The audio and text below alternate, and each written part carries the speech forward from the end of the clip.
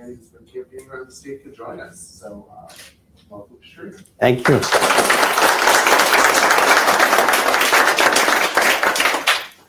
It is amazing how everybody in Michigan knows how to say my name.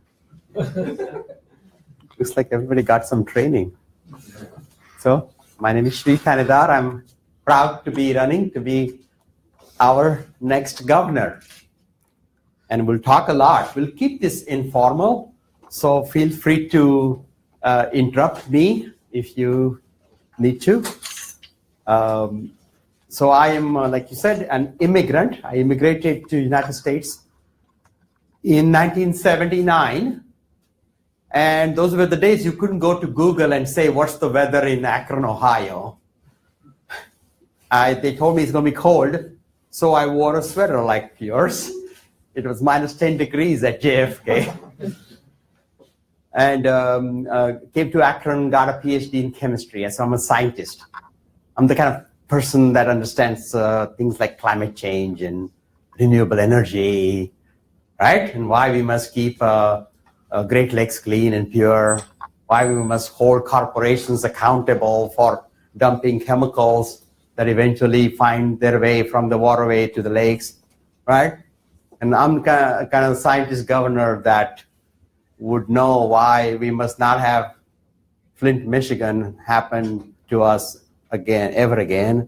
And as a governor, I will make sure I don't know how many of you know about the Enbridge Line 5. It's like a ticking time bomb under the straits. It's a 60-plus-year-old pipeline.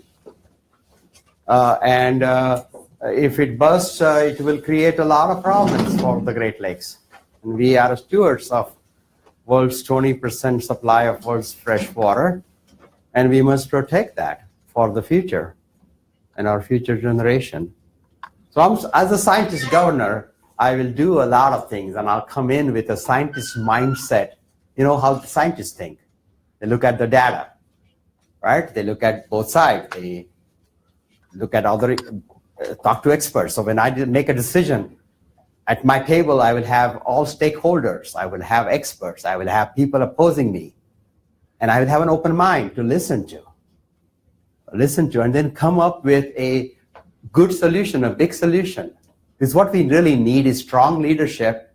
We need someone that has a vision to solve our problems, because we have tons of problems in Michigan, right? So we need a problem solver as our next governor.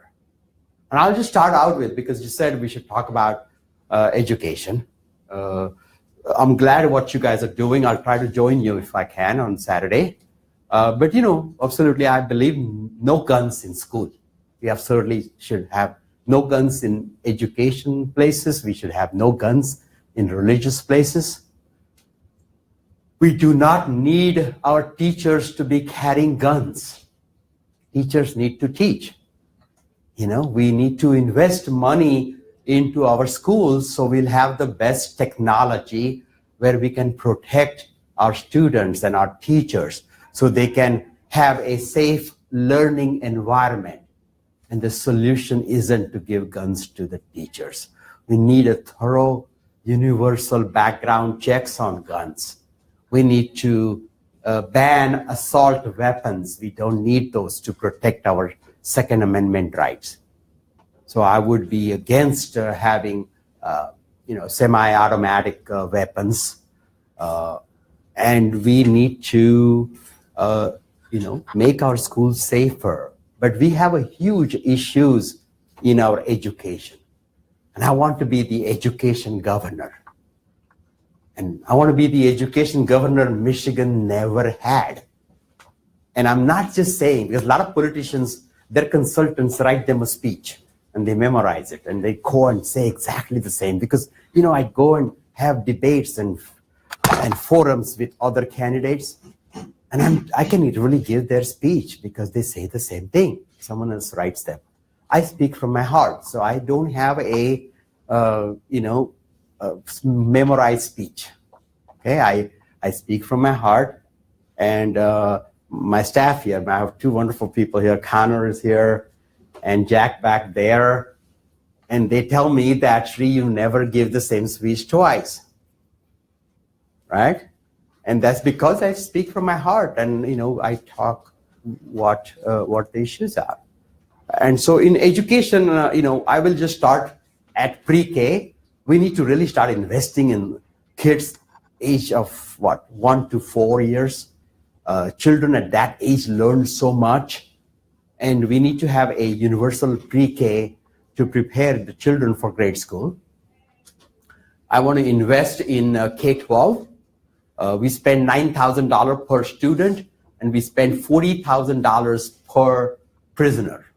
And that math just doesn't work for me. We just have to put more money. I met a couple of teachers, they were at Office Max buying supplies for their school.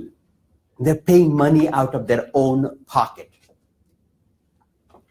And these people, these teachers, they had tears in their eyes, the way they were explaining me how they get evaluated. There's multiple testing. There's so much testing goes on in the school that the teachers are forced to just focus on getting the kids ready to do good in the testing.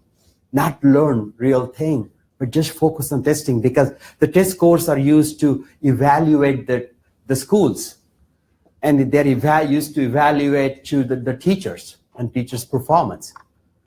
And I want to kind of cut down the whole amount of testing, just have one standardized test administered 3 times a year.